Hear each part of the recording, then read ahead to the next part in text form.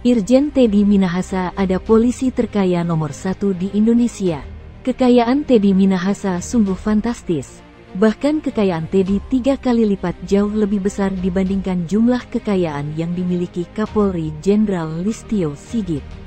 Baru-baru ini, Linda membuka fakta baru yang membuat semua orang terkejut. Tak heran jika Teddy Minahasa memiliki jumlah kekayaan yang sangat melimpah. Linda membongkar cara Teddy memeras oknum-oknum untuk mendapat keuntungan dari bisnis narkoba. Pertanyaannya, dan kemudian di sini izin saya kutip yang mulia. Kemudian kedua saya diajak ke Taiwan dan ditemukan dengan pabrik di sana. Nah, pertanyaannya ke Taiwan itu dan ke pabrik dalam rangka apa? Ke pabrik sabu. Hah? Ke pabrik sabu. Jadi begini, waktu saya gagal. Pabrik sabu? Betul. Jadi waktu saya gagal di Laut Cina, itu saya udah minta maaf, katanya, Pak Teddy bilang begini, kamu kenal nggak sama yang bandar yang di sana? Saya bilang, ada Pak Teddy. Pak Teddy bilang begini aja, kita ke sana, kalau mereka mau kirim, kita kawal. Maksudnya gimana Pak Teddy? Ya bilang aja buy one get one, bilang begitu. Ya kita, saya kasih telepon dulu ke sana, saya tanya dulu. Jadi kalau misalkan contoh mereka mau Mr. X misalkan mau kirim ke Indonesia 1 ton, jadi 1 ton kita lewat, 1 ton kita tangkap gitu. Tapi Pak Teddy-nya nggak mau. Jadi kalau 1 ton kirim ke sini, Pak Teddy-nya minta fee 100 miliar. Jadi saya ke sana ketemu dengan Mr. X. Waktu itu saya 3 kali saya ke Taiwan dengan Pak Teddy. Oke, berarti ke pabrik di Taiwan yang diungkap dalam Pak Teddy Minahasa di dalam BAP-nya itu pabrik sabu. Pabrik sabu. Oh, namun berbeda cerita dengan Laut Cina Selatan yang mau menangkap di sini untuk menjebak saya. Gimana? Nggak, di Laut Cina Selatan kan Pak Teddy Minahasa mengatakan untuk apa? Mau menangkap 2 ton sabu. Betul. Nah, yang di Taiwan? Yang di Taiwan kalau mereka deal harga, mereka akan mau meloloskan begitu. Bisa dikatakan meloloskan. Betul. Maksudnya berapa begitu. ton sabu? Kalau 1 ton Pak Teddy mintanya 100 miliar gitu. Ada saksi pada saat itu selain Ibu yang ke Taiwan? Saya pergi berdua aja waktu itu dengan Pak Teddy, dengan ya orang di sana. Bisa Ibu buktikan di paspor? Paspornya ada, silakan, pernah saya kasih kan. Saya pergi berdua 3 kali dengan Pak Teddy Minahasa. Irjen Teddy merupakan salah satu polisi yang memiliki prestasi cukup banyak, terutama juga dalam kasus pengungkapan narkoba. Siapa sangka, rupanya Teddy Minahasa ikut terjerat dalam kasus penjualan narkoba, dan yang lebih mirisnya lagi, narkoba tersebut didapat dari barang bukti, dari hasil operasi penangkapannya, dari bandar-bandar narkoba.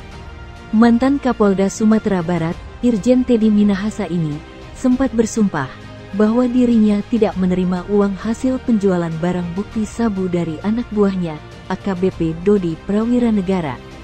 Namun, kesaksian bohong tentang Teddy tak menerima hasil penjualan sabu tersebut dibongkar oleh istri Dodi dan Linda. Tadi kok disebut-sebut masalah ada penyerahan uang.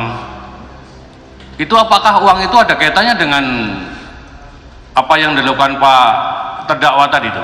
Iya, karena itu diminta sama Pak Teddy untuk menghilangkan uang. Jadi jangan sampai ada kata-kata uang yang diberikan, yang diserahkan ke Pak Teddy itu jangan sampai ada. Karena kalau itu ada nanti Bapak jadi bandar dan Mas Dodi itu jadi pengedar. Uang yang diserahkan ke Pak Teddy oleh terdakwa. Iya. Yang sebesar 300. Toh itu di dalam paper bag. Jadi nggak kelihatan bentuknya itu uang, bilang aja itu gelang. Oh. mau yang gelang yang mau dikasih dari Dodi ke Pak Teddy Minahasa. Cara bermain Teddy terlihat rapi dan bersih. Teddy sengaja tidak terlibat langsung dalam bisnis narkobanya, dan malah menyuruh anak-anak buah dan orang suruhan untuk menjual narkoba yang telah berhasil dicuri dari barang bukti. Cara bermain licik Teddy juga dibongkar oleh Linda.